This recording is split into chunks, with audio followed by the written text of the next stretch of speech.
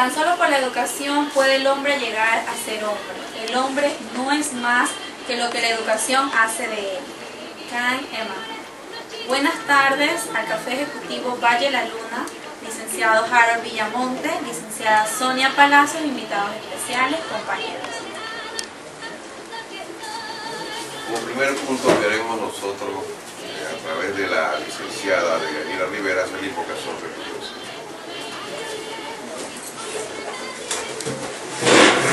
Podemos quedarnos sentados.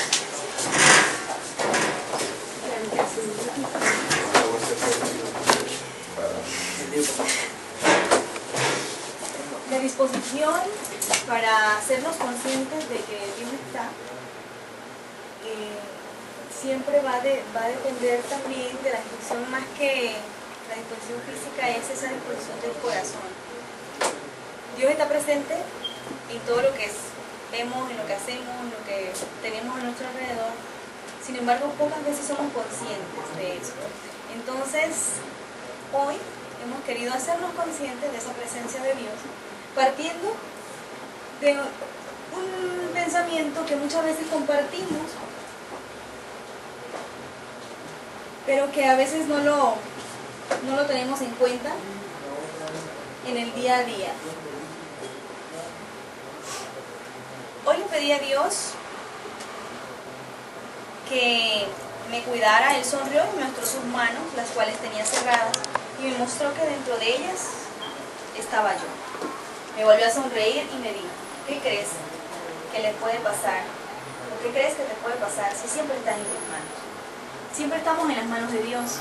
Por ello, vamos en este momento entonces a tomarnos de las manos, a darle gracias a ese Padre amoroso que siempre nos bendice, que nos da la vida, que nos permite estar hoy en esta tarde, no solo compartiendo la riqueza de un libro, sino también compartiendo la vida, compartiendo nuestras fortalezas y alegrías. En este momento vamos a cerrar nuestros ojos y a darle gracias a ese Padre bueno. Ahí en nuestro interior le damos las gracias por todo lo que nos ha dado, lo que sabemos que nos va a seguir dando. Vamos a agradecerle, vamos a ponerle también esas necesidades que hay en nuestro corazón. Allí en el interior nuestro, en donde nos hacemos conscientes de su presencia, le colocamos a los pies de Él, de la mano de Jesús, sabiendo que Él es el camino que nos lleva al Padre y que es quien nos da el modelo de vida que debemos seguir. Padre bueno, en tus manos ponemos nuestras necesidades, también nuestros anhelos, nuestras desilusiones, pero también nuestros sueños. Que así como fortaleciste a Jesús en cada uno de sus pasos por esta tierra nuestra, donde nos mostró el mayor signo de su amor, también ayúdanos a nosotros a perseverar en el camino. Y que seamos siempre esa mano amiga para los demás, que así como lo eres tú para nosotros, que así como tú nos llevas en tus manos, nosotros seamos capaces de reconocerte en el hermano, en la persona que la pedimos. A las 4 de la tarde, sé que debía estar aquí a las 3, pero bueno, suceden cosas que escapan de mí.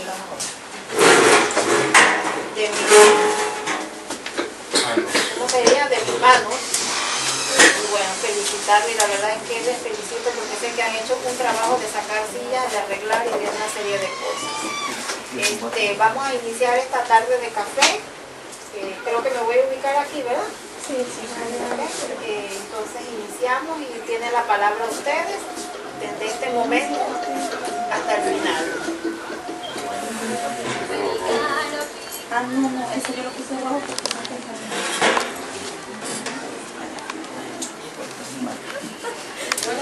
no te que ya sé cómo respondo.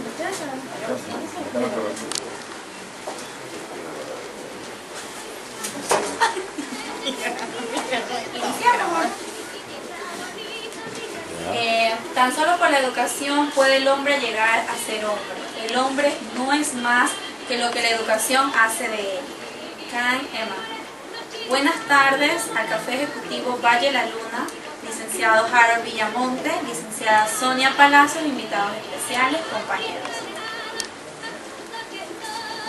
Como primer punto queremos nosotros, a través de la licenciada Deyanira Rivera, hacer la invocación religiosa.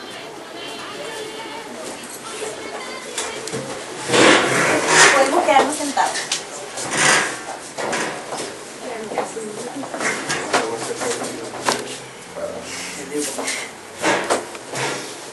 La disposición para hacernos conscientes de que Dios está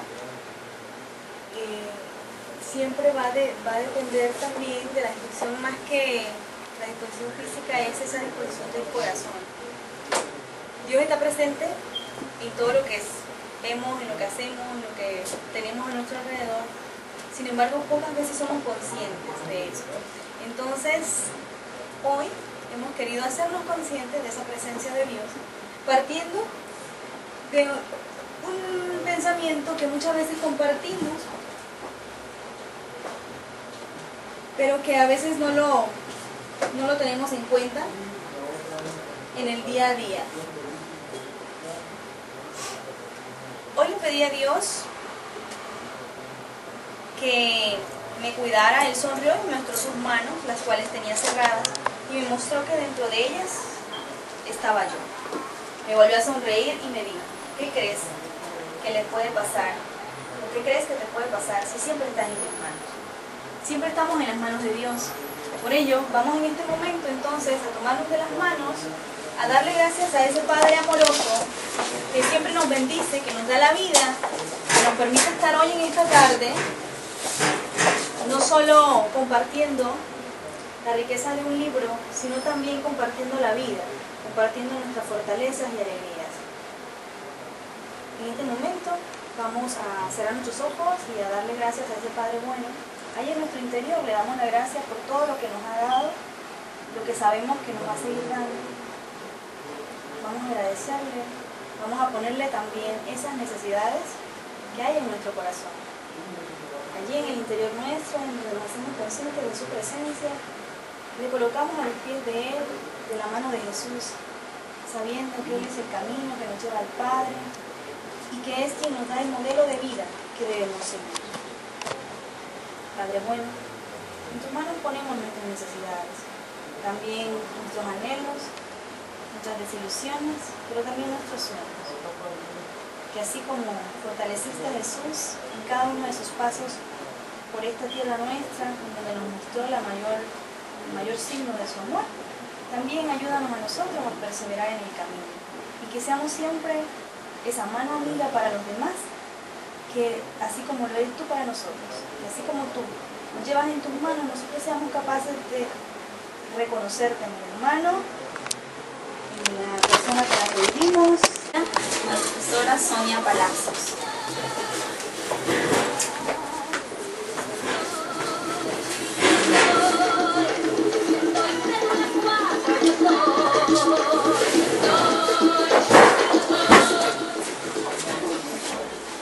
Buenas tardes, colegas, profesionales todos. Esta tarde para mí de verdad que me llena de mucho gusto estar en esta presentación del café que ustedes pues van a estar exponiendo los diferentes temas de nuestro libro designado que es Basta de Historias, y nuestro café Valle de la Luna o café ejecutivo Valle de la Luna pues también va dedicado a nuestra provincia. Este café se hace con la intención de llevarnos a reflexionar, de llevarnos a descubrir por nosotros qué estamos haciendo en cuanto a la educación con nuestros estudiantes y qué otras cosas podemos hacer también con respecto a lo que es la educación. Como diferentes teóricos como David Ausubel, Jerome Bruner, Piaget y diferentes teóricos del aprendizaje nos dicen que hay un aprendizaje significativo, que hay un aprendizaje por descubrimiento. Entonces, a través de esta lectura, cada uno de nosotros va descubriendo qué estamos haciendo y qué podemos hacer por nuestros estudiantes en el ámbito educativo. Así que este café no es más que una reflexión y luego entonces un conversatorio y un compartir de ideas. Gracias.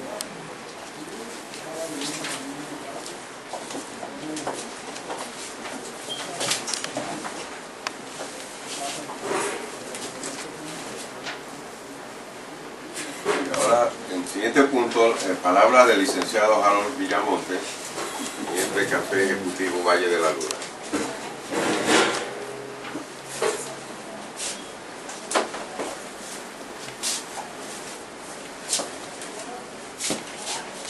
Buenas tardes.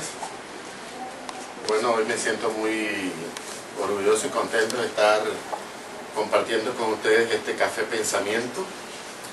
Los Café Pensamiento pues son una estrategia de aprendizaje donde nosotros realizamos una opinión crítica sobre algún tema en especial. Bueno, hemos tenido la oportunidad de compartir varios Café Pensamiento con la profesora Sonia Palacio. En realidad hoy se realizan como 3 Café Pensamiento aquí en la universidad con diferentes asignaturas. Y en estos días, conversando con mi hermana, que es profesora en el Colegio San Francisco de Asís, le propuse la idea de que hiciera un Café Pensamiento, porque es una estrategia nueva, es una estrategia diferente, nos permite realzar algunas opiniones en cuanto a un tema y, como lo dije hace un momento, tener una opinión crítica sobre un tema en especial. La vez pasada compartimos el tema, sí, era el Cowboy Coffee, y compartimos el libro de Basta de Historia de Andrés Oppenheimer. Es un libro muy bueno. Siempre hacemos aportaciones sobre el libro porque lo he leído como 2 veces y me parece sumamente interesante. De hecho, ayer tuvimos una intervención en la radio que hablamos sobre la opinión que daba César Gaviria sobre la educación y el papel importante que juega en la sociedad, y cómo para nosotros y para todos los gobiernos, ¿no?, hay que hacer un especial énfasis en la educación. Y decía que la educación, muchos lo ven como que la grandeza de un país se mide por el crecimiento económico, ya, o por el Producto Interno Bruto, ya. Entonces decía que hay que hacer de la educación un Producto Interno Bruto, y los gobiernos lamentablemente no lo hacen hasta este gobierno que ha pasado, que bueno, comenzó a dar unos pininos. Así que yo estoy muy contento de estar con ustedes y bueno, gustoso acepté esta invitación, y ahora cuando venga la disertación de los diferentes temas, pues podemos añadir algo sobre este tema en especial, que es Basta de Historia, el libro del periodista famoso Andrés Oppenheimer. Gracias. Vamos a aplaudir para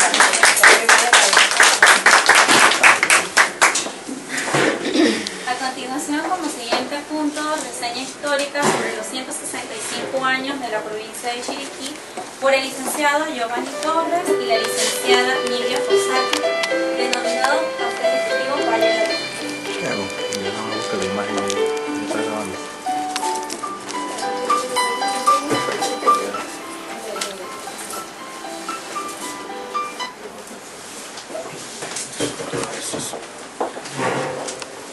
Ser chiricano no es solo nacer en este suelo regado por el rocío y el manejo.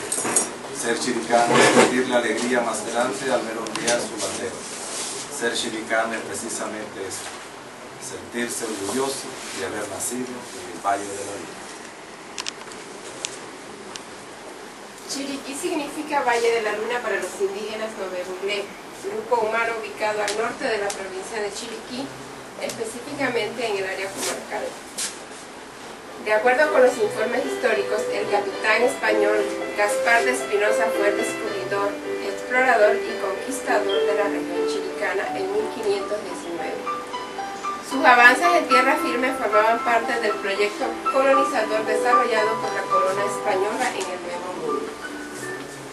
Las condiciones para la existencia presentaban algunas ventajas en las llanuras chiricanas, situación aprovechada por los españoles para establecer sus primeros asentamientos en esta región.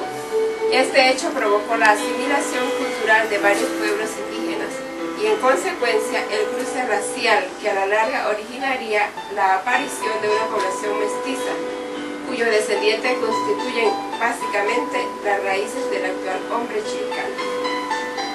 La provincia de Chiriquí fue creada a partir de la separación de la nueva provincia de Veraguas el 26 de mayo de 1849 y finalmente quedó como una de las provincias constituyentes del Estado Federal de Panamá en 1855. La provincia de Chiriquí Se ubicaba al occidente de Nueva Granada, que se destacaba en el lado sur con el Océano Pacífico, al centro la cordillera del Istmo, por su relieve hacia las llanuras y su altura máxima, el volcán Barú. Chiriquí fue el destino favorito de Abraham Lincoln y una utopía para fundar Lincolnia, un proyecto de colonización de los negros libres. Chiriquí fue creada legalmente mediante Ley 26 en el Senado colombiano por la iniciativa de José de Ovaldía Orejuela. Su economía se basa principalmente en la producción ganadera y agrícola, especialmente en la producción de café en los distritos de Boquete y Renacimiento. Veamos ahora un video de nuestra provincia.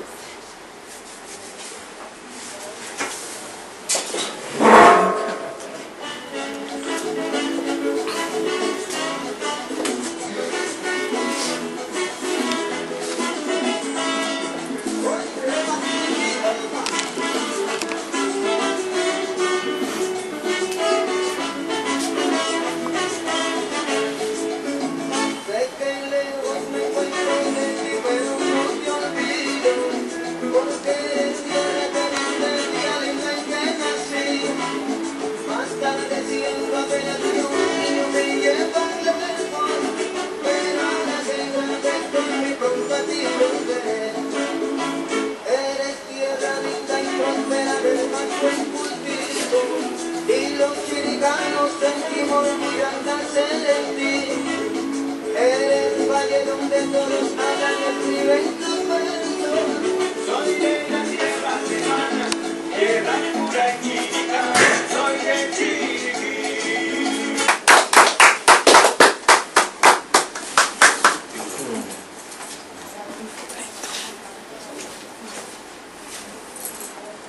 Las personas cambian cuando se dan cuenta del potencial que tienen para cambiar las cosas. Pablo Coelho. Daremos inicio a lo que es la presentación del libro Basta de Historias. La licenciada Nidia Fossati y el licenciado Giovanni Torres hablarán sobre hay que mirar hacia adelante.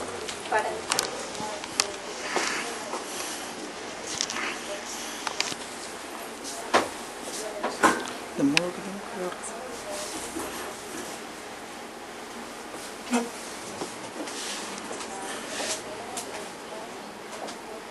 Aquí nos ha correspondido a nosotros el desarrollo del primer capítulo del libro Basta de Historia, y ese primer capítulo está enfocado prácticamente en lo que es la educación, y inicia en sus primeras palabras comparando las universidades latinoamericanas y las universidades norteamericanas, las de China, India y las de Corea. Y para tal presentación lo vamos a hacer de acuerdo a la educación universitaria. Según el criterio de las universidades latinoamericanas, dice que son conformistas en sus planes de estudios y en la calidad de sus egresados. Sin embargo, en la educación de las universidades norteamericanas, europeas y asiáticas, vienen renovando sus planes de estudio y exigen cada vez más a sus estudiantes. En las latinoamericanas, los estudiantes no responden a las exigencias mundiales. Las universidades del primer mundo responden al desarrollo y competencia de otras universidades de más alto rango. Las universidades latinoamericanas invierten más en disciplinas como psicología, ciencias sociales que en las carreras de investigación tecnológica. Las norteamericanas y asiáticas invierten en carreras científicas, tecnológicas y de investigación. Las universidades latinoamericanas están en los últimos lugares del ranking mundial. También mantienen convenios con otras universidades de igual condición académica. Las universidades del primer mundo encabezan los primeros lugares en el ranking mundial. Las universidades mantienen convenios con otras de mayor condición académica. Las universidades latinoamericanas dicen que dedican su tiempo a discutir de ideologías como el comunismo, capitalismo, liberalismo. Las universidades norteamericanas olvidan las ideologías y discuten sobre el pragmatismo y sobre todo lo que vendrá en el siglo XXI.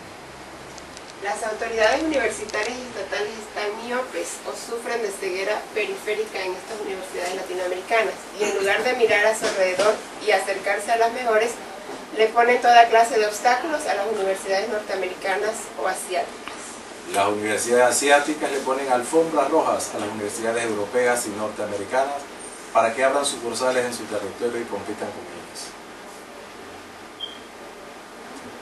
Los estudiantes ven la educación como un pasaporte para adquirir conocimientos, para contribuir al desarrollo cultural y académico de su país. ¿Cómo entrar en un mundo competitivo?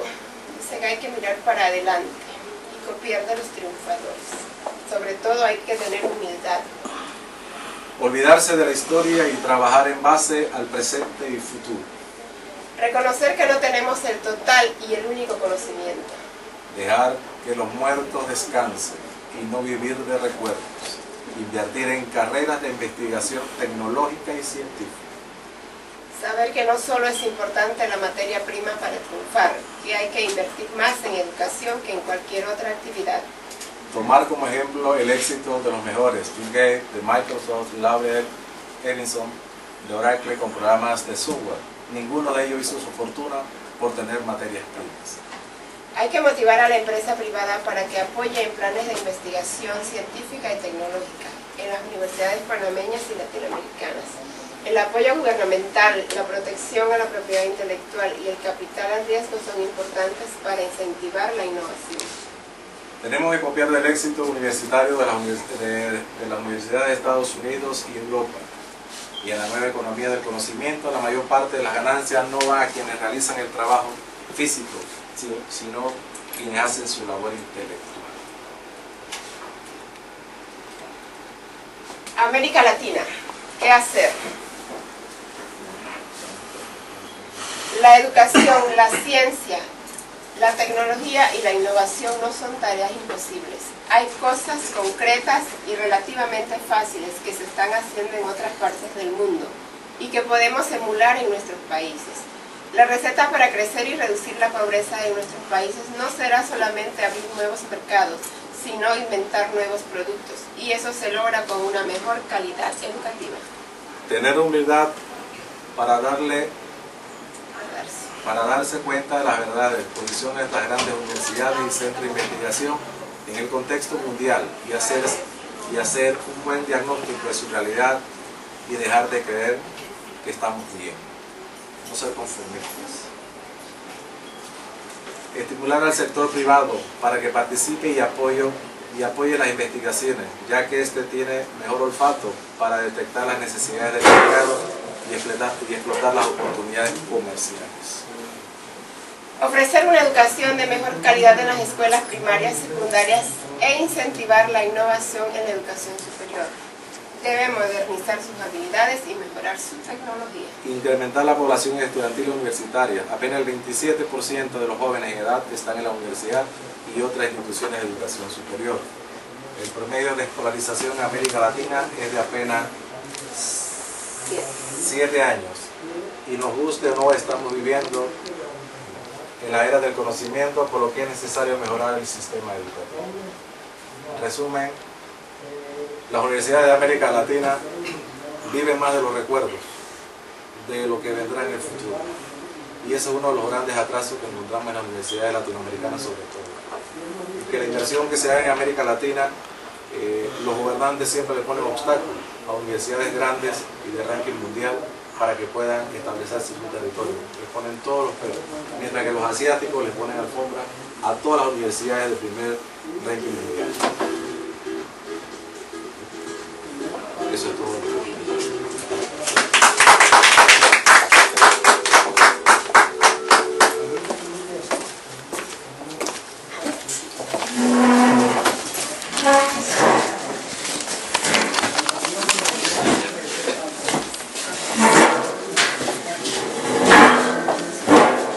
El siguiente tema es por la licenciada Shirley Chimalo.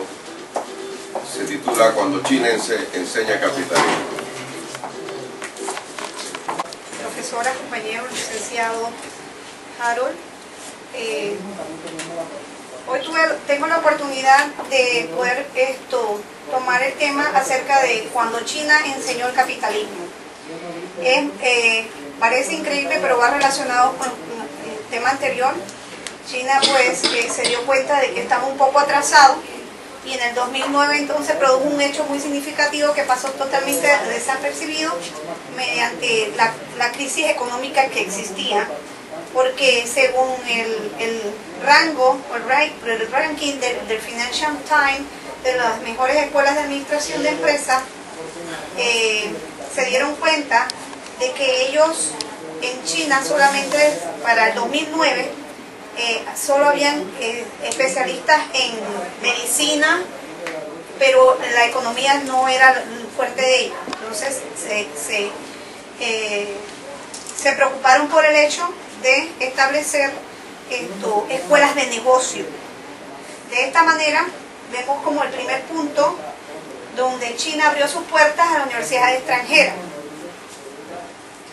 En este sentido, en esa época, después de la revolución cultural de Mao, el gobierno chino comenzó a implementar ciertas estrategias, pero tenían que ver cómo buscaban la manera de hacer énfasis o estimular ciertos aspectos para que esto pudiese desarrollarse de mejor manera. Por ejemplo, en una universidad administrativa en China, él decía que él había trabajado, había salido y había regresado, y China prácticamente se había encontrado en la posición de una metrópoli del capitalismo, porque solamente incrementaban o último hacían una inversión en las universidades extranjeras para establecerse en China, primero de forma experimental. Ellos probaron por tiempo, ya que se daban cuenta de que estaban un tanto atrasados en el sistema económico. De esta manera, luego entonces enfatizar pues que se establecieran en la región.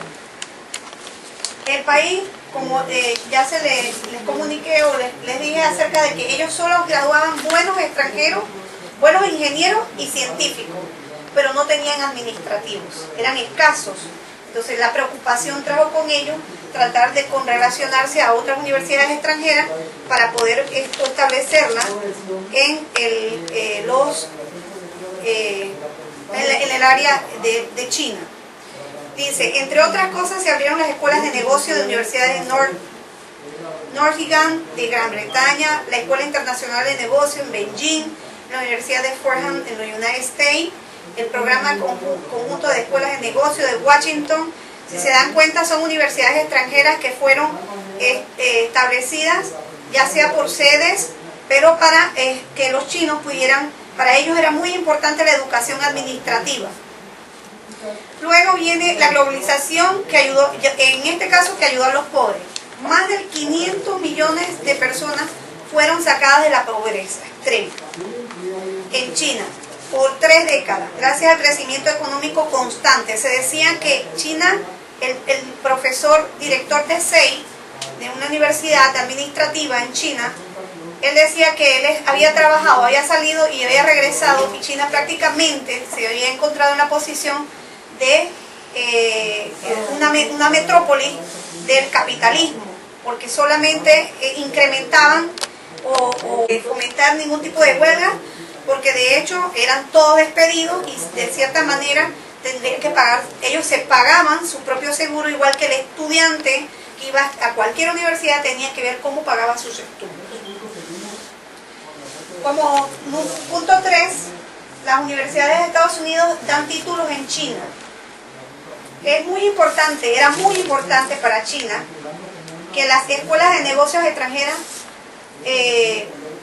fueran el punto más importante o de la cúspide, como un iceberg,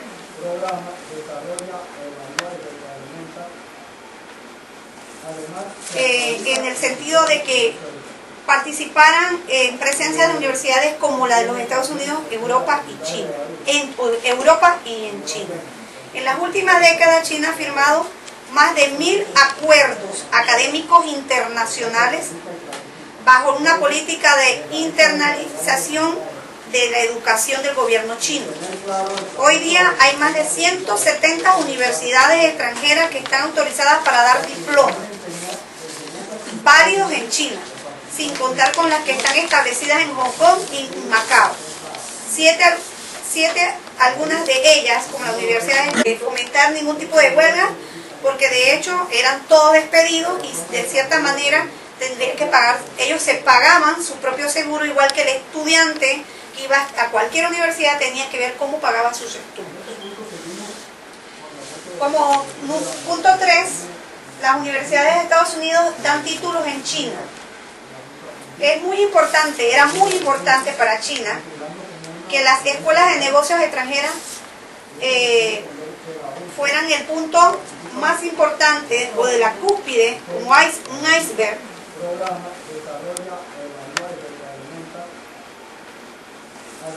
en el sentido de que participaran en presencia de universidades como la de los Estados Unidos, Europa y China, Europa y en China. En las últimas décadas China ha firmado más de 1000 acuerdos académicos internacionales bajo una política de internalización de la educación del gobierno chino. Hoy día hay más de 170 universidades extranjeras que están autorizadas para dar diplomas válidos en China, sin contar con las que están establecidas en Hong Kong y Macao. Algunas de ellas, como la Universidad de...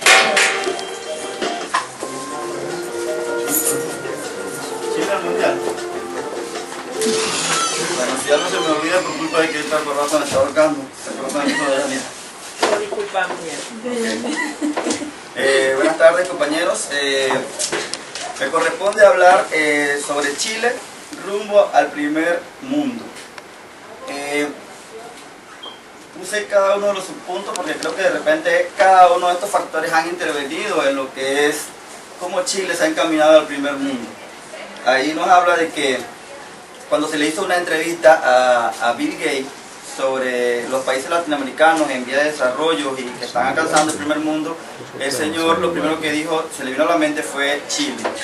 Él dijo que Chile es uno de los países que América Latina que más ha alcanzado o más se ha encaminado rumbo al primer mundo. También está hablando de que Chile en comparación con la educación superior y todo eso, tiene mejores rankings. En el ranking mundial está mejor ubicado en todos los rankings mundiales en comparación a todos los países latinoamericanos. También el otro subpunto que habla sobre las becas en el exterior. Habla de que una presidenta, Bachelet, sacó un fondo extraordinario de $6.000 millones para dar becas al exterior a los estudiantes. También se habla de apostando por una circulación de cerebros. También se le hizo una entrevista a los decanos de la Universidad de Chile y ellos decían que apostando por la circulación de cerebros, decían que como que si se iban, había fuga de cerebros, si mandaban tantos estudiantes al exterior. Y sin embargo ellos decían, vamos a apostar. Al cabo de 10 años estos estudiantes deberían regresar a nuestro país. Algunos van a regresar a nuestro país y van a traer todo ese montón de conocimientos y todas esas tecnologías y eso que han adquirido en aquellos países. Dice que la Universidad de Chile es antigua pero moderna. Cuando se habla de Chile, de la universidad también se hizo una visita a esta universidad. Y la visita a esta universidad, se pudo observar que la infraestructura de esta universidad era una infraestructura antigua. Pero cuando se fue a los planes de estudio y a los programas que tenía esta universidad, se veía que estaban encaminados y eran muy modernos. También dice que los alumnos pagan cuando se reciben. ¿Qué pasa? Que aquí los alumnos pagan cuando se reciben de la universidad, en el sentido de que algunas universidades costean algunos de los gastos, por becas o algunos gastos, pero otras, como por lo menos dice que la universidad estatal le financia prácticamente a veces toda la carrera y los estudiantes se comprometen a pagar cuando los grandes empresarios, dice que por año, estos empresarios ocupan por lo menos 12 horas del año a ayudar o a empujar a algún pequeño productor, o ayudar a alguien, a un emprendedor que necesite ayuda. Y también se les preguntó a estos empresarios que para qué ellos utilizarían, para qué ocuparían este tiempo con pequeños empresarios, y entonces, si pudiendo irse a la playa, irse de paseo, ellos dicen que no, que ellos sacan un tiempo porque les interesa, porque dicen que a ellos les gusta eso y que había mucho potencial en Chile, mucha gente con ganas de progresar. Los secretos del éxito chileno según Bachelet. es la continuidad. Ella habla de los gobiernos, de la gobernabilidad y la continuidad. Ese es el secreto. El gabinete globalizado.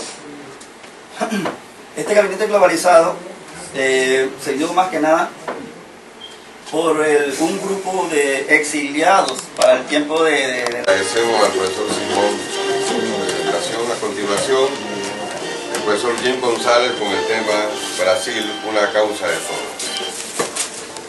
Se va llegando. Cuando va llegando a un lado. un video. Buenas tardes, profesora, invitado Harold, compañeros.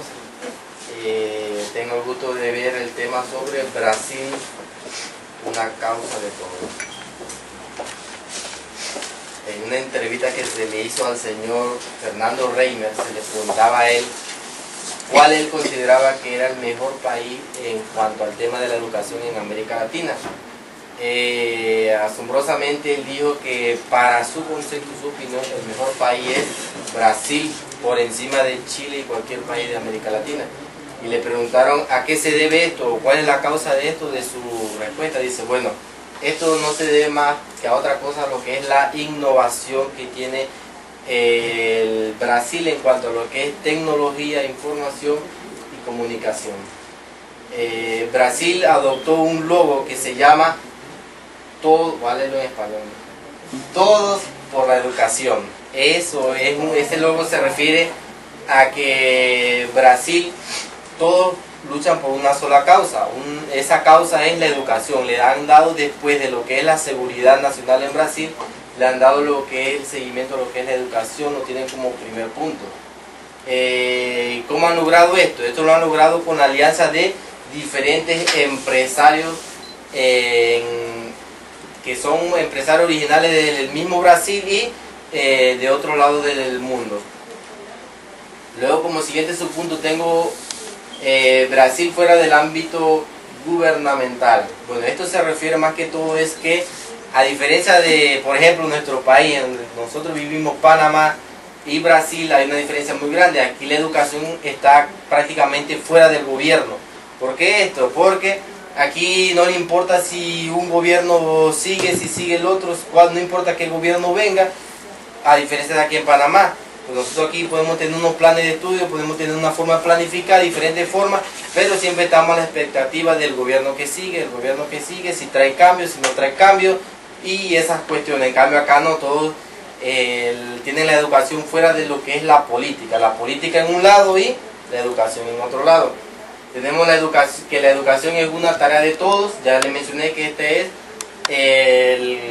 el logo que ellos han adoptado. En este logo, imagínense, participan lo que son grandes jugadores de Brasil, de fútbol, de diferentes deportes, patrocinan la educación, al igual que ya les mencioné, los empresarios, artistas, todo lo que es la red de periodistas, cadenas televisivas. Mencionaba que había más de, en total entre periodistas, cadenas televisivas y todo eso, más de 300 que seguían la educación, que no es que si allá matan a alguien, eso es lo primero que van a sacar en el periódico, no. Ahí a ellos les preocupa más lo que es la educación. Y se olvidan de lo que es las promesas de campaña. Ellos no se preocupan porque un político diga, güey, que si gano en las próximas elecciones, la educación van a tener esto, van a tener este salario, que viene esta mejora, que vamos a implementar esto, que vamos a ver cómo conseguimos fondos. No, todo está libre de lo que es política.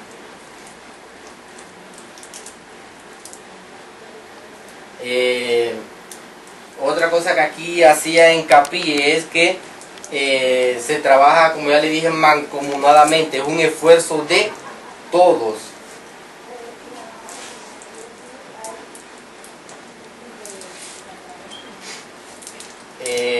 Brasil implementó lo que es con la ayuda de grandes empresas, cuenta con empresas mineras. Dice que es la más grande en Brasil y una de las más grandes a nivel mundial. Estas empresas han ayudado a lo que es crearon un programa que se le denomina Maestro Viajero. Aquí le enfatizan bastante lo que es la educación en las zonas que son rurales. ¿Por qué motivo? Bueno, estos maestros que son como nosotros acá consideramos como difícil acceso, esos maestros están lejos, ¿verdad? Tienen que caminar tantas horas, pero una vez al mes ellos bajan donde estén trabajando y vienen a una parte específica en Sao Paulo, y ahí reciben lo que es capacitaciones durante toda una semana. Entonces ellos lo que tienen que hacer es, ahí preguntaban, no, pero a esos maestros les pagan viáticos por venir a eso, que no sé qué. No, los maestros lo hacen porque tienen vocación, tienen una vocación propia, entonces a ellos les interesa ser innovadores y ellos hacen el viaje y se quedan durante una semana con hospedaje para lo que es actualizarse. Habla también sobre lo que son los centros para la educación y desarrollo de acción comunitaria, que es lo que ayudaba también a lo que son a los maestros viajeros. Tenemos lo que es la inversión social, habla sobre el punto de la inversión social, está de moda. ¿Por qué motivo? Bueno, porque ahí tienen esa facilidad, pues, esa virtud, esa grandeza que los empresarios no es que tienen que estar buscando así que ayuden y rogando y mandarles notas, sino que muchas veces los mismos empresarios se ofrecen a lo que es solventar o sustentar algún gasto, patrocinan, si dijeron que bueno, tenemos que crear una escuela o tenemos que hacer esto, los mismos empresarios se unen, lo que son las máximas autoridades ahí porque tienen un consejo de empresarios y se... La licenciada Danais González nos hablará sobre Argentina, el país de las oportunidades perdidas. ¿Por qué no?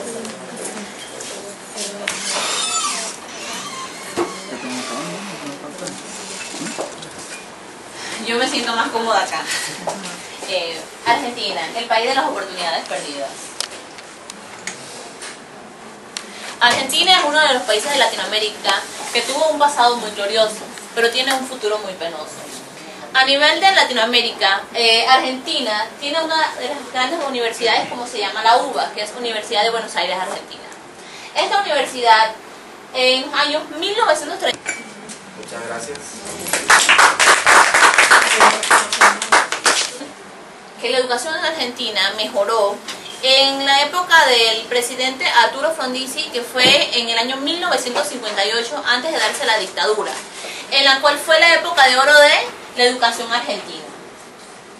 A pesar de que la Universidad de Buenos Aires Argentina es una de las más grandes de Latinoamérica y de poseer una gran cantidad de estudiantes, a la vez de profesores, esta en el ranking mundial aparece en el 143 según algunas evaluaciones y en otras no aparece. ¿Cómo es posible que una universidad tan grande como esta no aparezca registrada? Quiere decir que la época de oro de Argentina ha pasado en el siglo XX. En el siglo actual, Argentina no se muestra presente en estos rankings. Liderizando la economía global, se habla que Argentina ha dejado de percibir lo que es la productividad. ¿En qué la productividad? Las universidades tienen que promover lo que es la investigación científica y Argentina, ahorita mismo que lo tiene que hacer la UBA, no lo está realizando. Entonces, trae consigo que la economía global de Argentina esté sufriendo.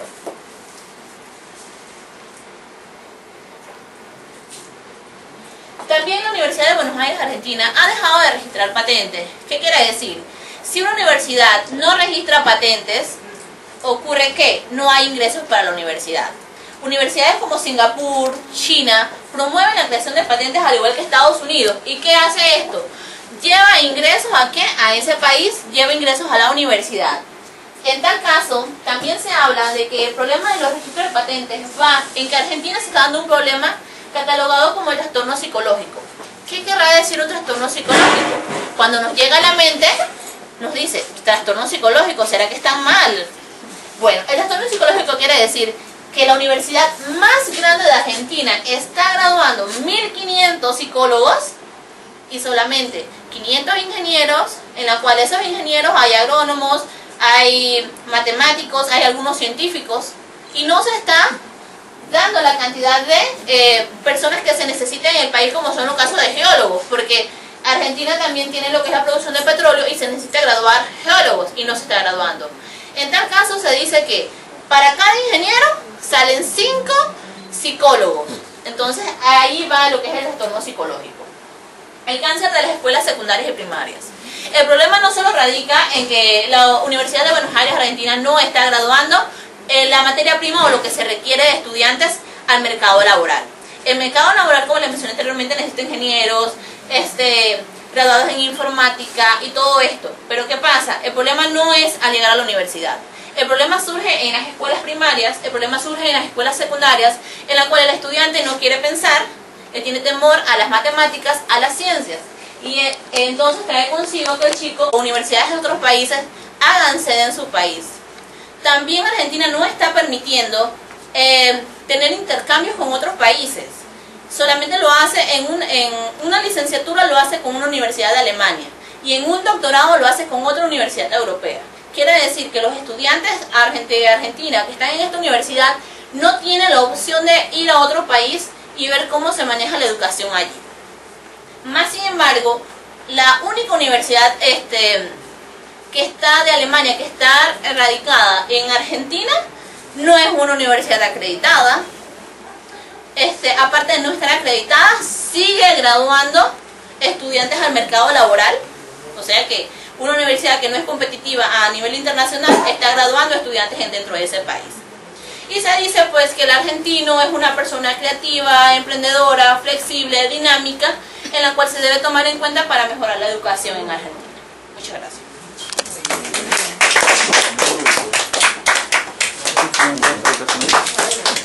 Contaba con Elba Ester Gordillo. Ella es Sindicata Nacional de Trabajadores de Educación por casi 4 décadas. También, sin lugar a dudas, la mujer más poderosa de México. Gordillo era la presidenta vitálica del sindicato y controlaba todo lo que era la educación, los presupuestos más que nada. Se comentaba ahí también en el libro que, por ejemplo, cometían un educador, por decirle algo, le faltaba, violaba a una estudiante. Se decía que ella, en vez de llevarlo a un proceso legal, ella lo que hacía era que retiraba al docente y lo mandaba, por decirle algo, a Colón. O sea, de que eso compensaba el error, pero lamentablemente eso no es así. Nunca se ha dado a conocer su estado financiero, pero que funcionarios del gobierno y académicos que han investigado el tema afirman que podrían alcanzar la cifra estratégicamente de 4.700 millones de dólares anuales. Ella nunca rendía cuentas de nada.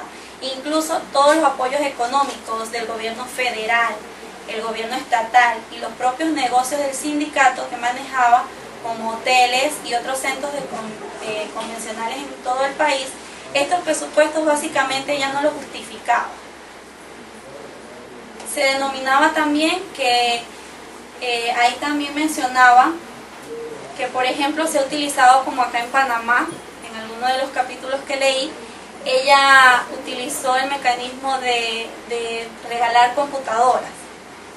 Se dice que dar las computadoras no es simplemente darlas, sino que darle las herramientas, uno, al educador, de cómo se utiliza esa computadora, no solamente de guardarla en una cajeta y decir la escuela o la institución tiene eso, sino de darle las herramientas que ellos puedan brindarle conocimientos a los estudiantes. Porque la idea es esa, el equipo se tenía, pero no se le asesoraba ni se utilizaba. Lo que se hacía era que en el momento que necesitaban ese equipo, tal vez estaba dañado, obviamente porque estaba guardado. Eso se basa más en por qué México no existe. Sucedió algo muy curioso en la secretaria y la maestra, que la secretaria se llamaba Josefina Vázquez Mota. Ella vino como a utilizar o a mencionar en México nuevas estrategias, como una forma adecuada para la educación. Pero esto fue como una rivalidad para Gordillo, porque ella la vio como una amenaza. Al momento de que ella quería darle adecuada educación, lo que hacía que eso le impedía a Gordillo de que utilizara, como por decirle algo, ella quería implementar la tecnología. Entonces eso no le convenía a Gordillo porque iba a gastar ingresos del Estado. O sea, ella lo que hacía era básicamente robarse el dinero. También mencionaba sobre una broma muy curiosa que enfureció a la maestra, que esto le causó a a la maestra Josefina Vázquez que se retirara de lo que era la secretaria de Educación. Fue que utilizó unos muñequitos, unos Homer, pero de juguete. Entonces esto lo que hizo fue que enfureció, porque ella empezó a darle estos pequeños regalos a otros, por decirle así, a unos fiscales. Me reservo el nombre porque no lo recuerdo. Y esto lo que ocasionó fue que ella se enfureció tanto que la sacó del cargo.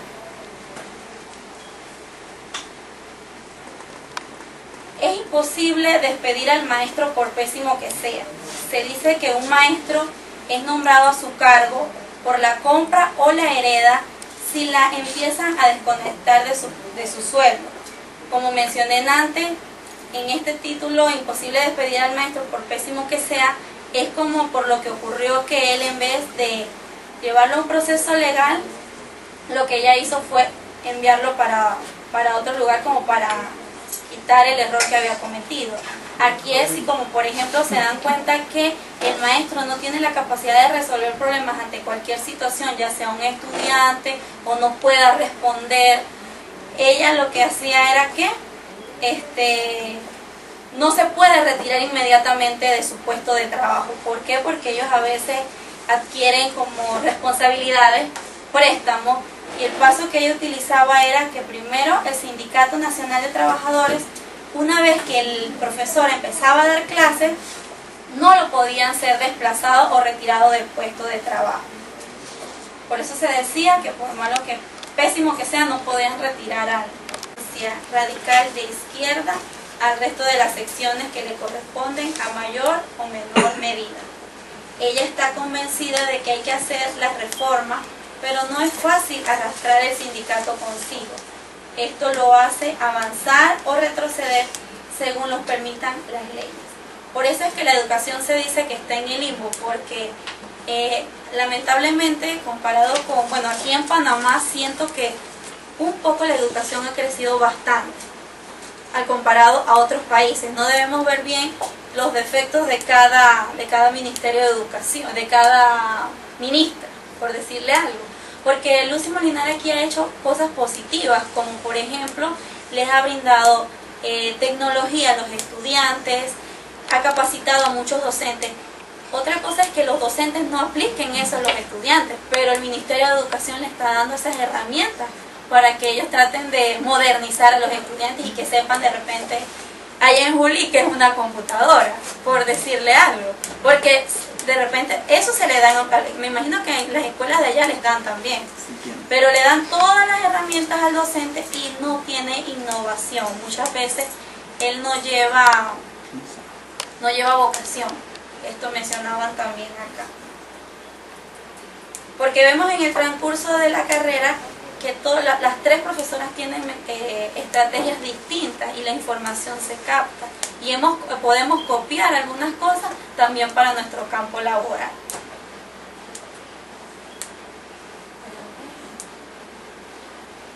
La escuela y 5 equipos y ninguno funciona. Eso es lo que mencioné, que creo que me adelanté, que por guardar ese equipo en una bolsa o en una cajeta, obviamente eso se va a dañar y se va a deteriorar. ¿Qué debe hacer el docente?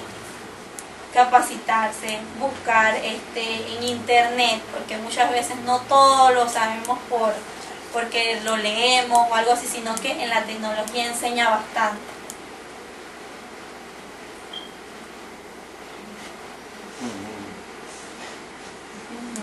Ya, yo creo que yo me pasé.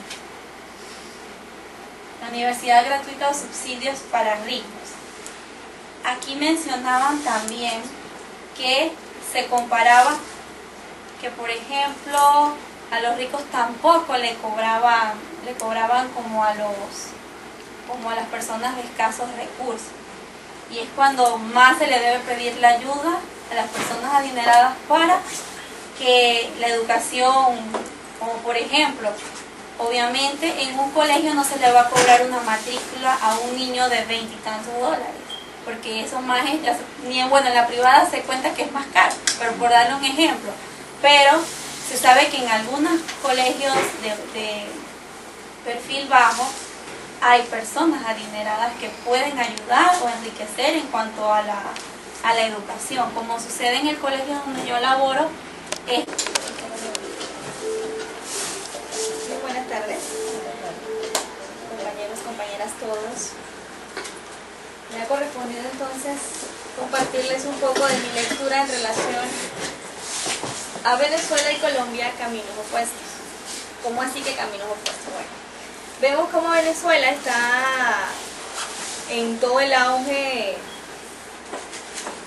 económico, es decir, teniendo entre sus cifras y sus informes una inversión poderosa en cuanto a la educación, debido a que a nivel, ustedes saben que el petróleo es lo que le da ingresos a Venezuela.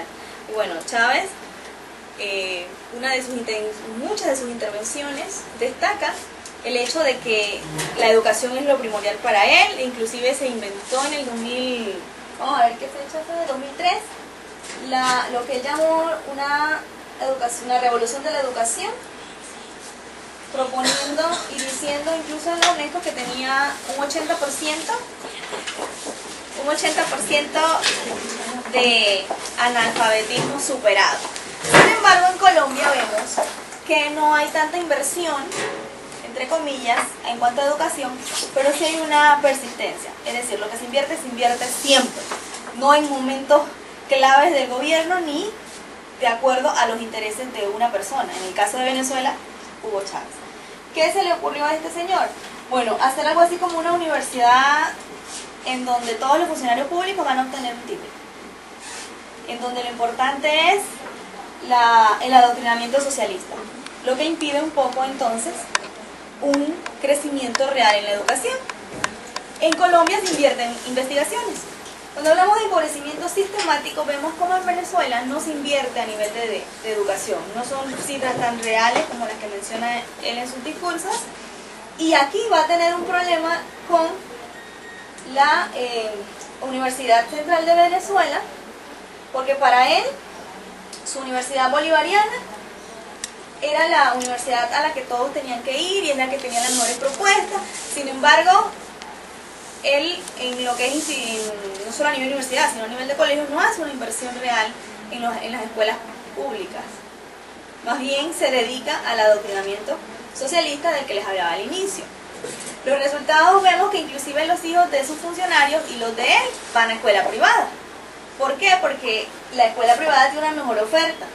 Y lo vemos también en cuanto a que Colombia, a pesar de que a nivel de educación no ha tenido mucho auge, ha tenido también crisis como la que pasó a Argentina a nivel internacional, participa anualmente de las competencias internacionales como la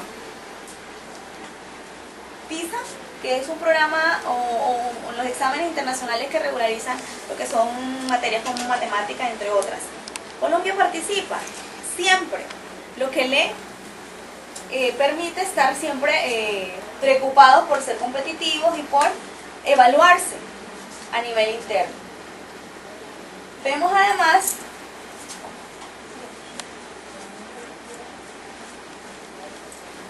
que la investigación en las universidades bolivarianas es nula. Aunque se diga lo contrario, o sea, no hay inversión allí. El presupuesto más bien ha sido reducido.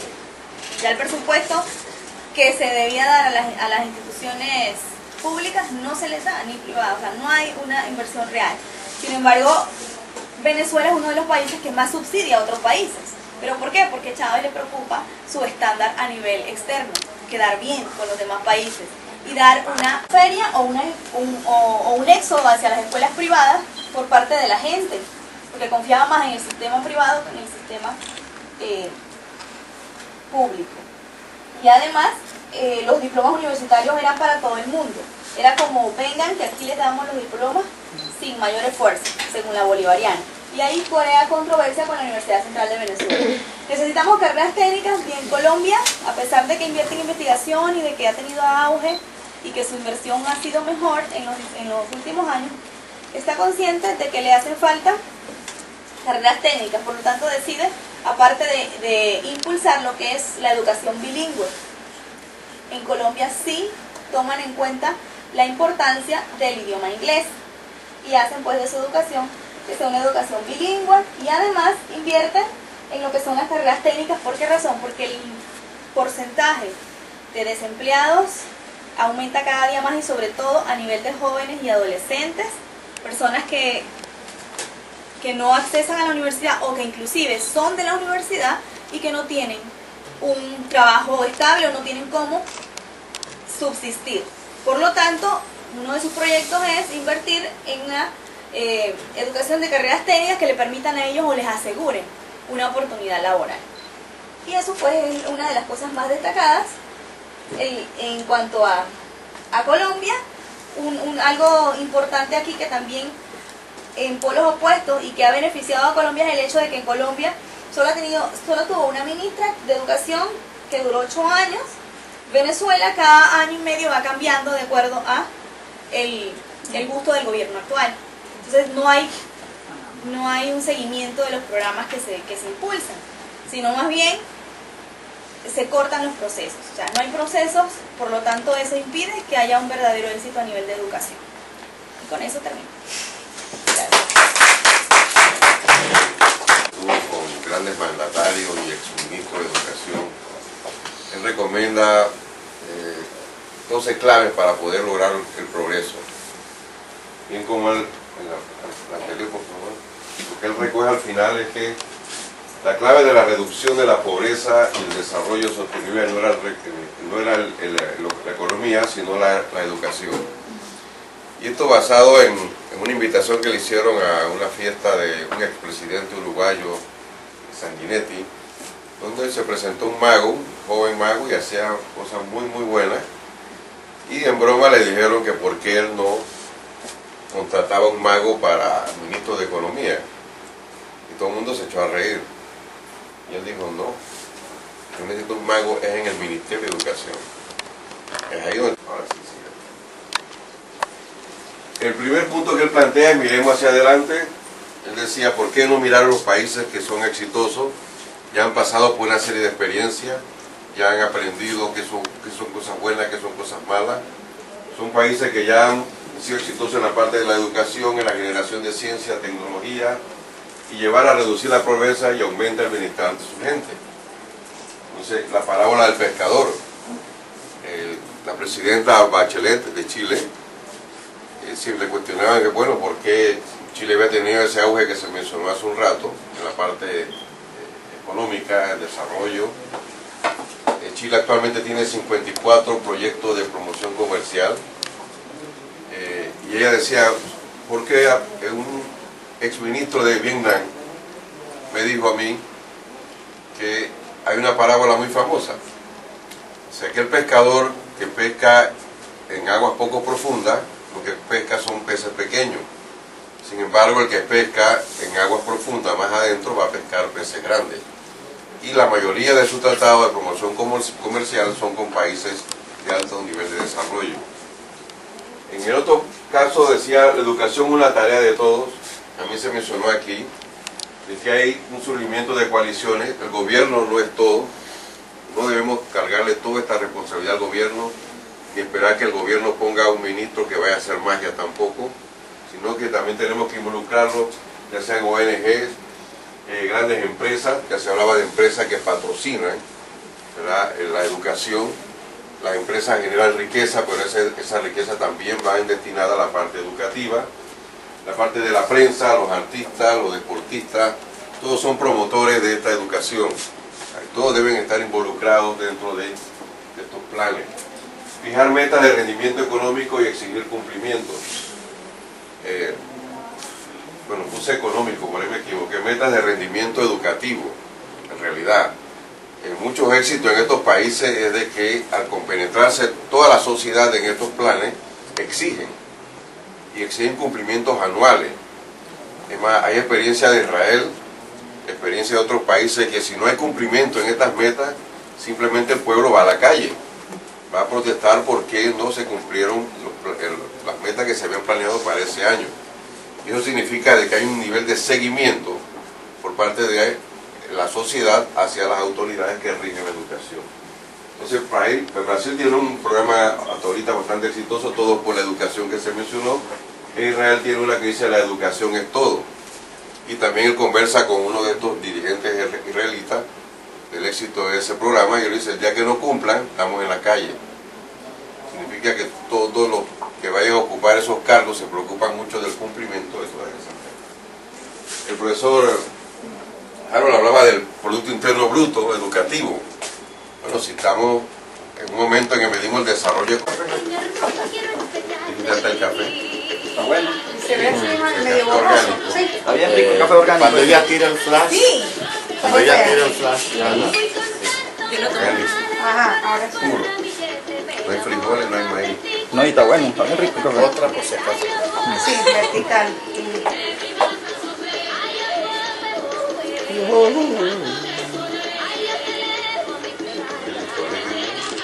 Salud, Marianita. Listo. Gracias. Está bien, Marianita. Gracias. Compañeras, somos poquitos. Ahora venga para tomar el El del video es un compañero mío de la universidad. Fue compañero. No había visto ese video. Profesora, en nombre del grupo, reciba este humilde obsequio muy significativo de nuestra parte y gracias por sus enseñanzas.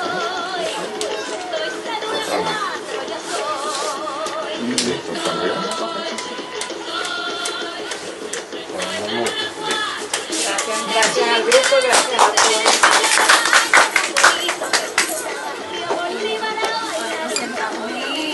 Vamos a tomar una foto aquí, ¿ven? Todos del grupo. Aquí todos. Vamos. Sí. Ya la apreté, ¿eh? No. Tienes que dejarla presionada. Piensa que te acerca, Oye, Sí. Están guapos. Guapos. Vamos a seguir tomando. Vamos a seguir tomando. Más. No sé dónde le van a meter. No hay un... Así puede poner otro. No hay un florero. Se le puede poner alrededor del cesto de basura. Como adorno. Sí. Pues no. Los platitos sí los puedo ir poniendo. Gastarse lo que van a... Yo me gastar como 15 minutos. Eso no lo toco porque después me tiene una orejita esa cosa. Cálmate, no está listo.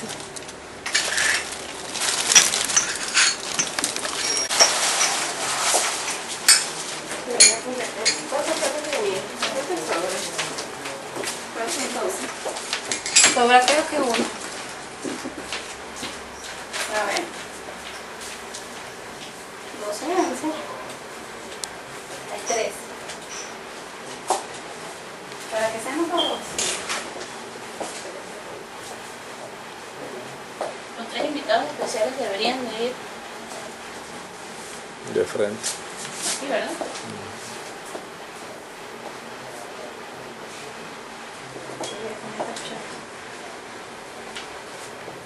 ¿Ven? Ese le falta, ¿ven?